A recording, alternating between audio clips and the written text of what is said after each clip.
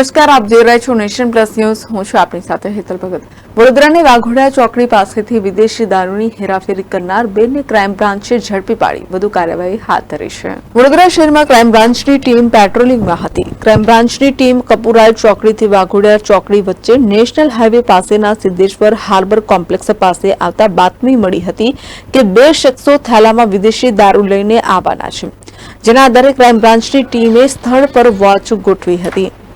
આ દરમિયાન બાતમીવાળા શખ્સો આવતા તેમને અટકાવી તપાસ કરી હતી, ત્યારે થેલામાં ચેકિંગ કરતા 26,000નો વિદેશી દારૂ મળી આવ્યો હતો.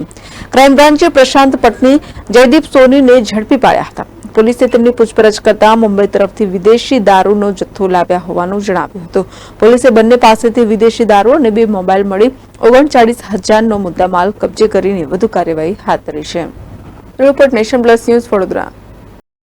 સમાચારોના સતત અપડેટ મેળવવા માટે અમારી નેશન પ્લસ ન્યૂઝની યુટ્યુબ ચેનલને સબસ્ક્રાઇબ કરો, બેલ આઇકન દબાવો અને જોડાયેલા રહો ફેસબુક, ઇન્સ્ટાગ્રામ અને ટ્વિટર પર.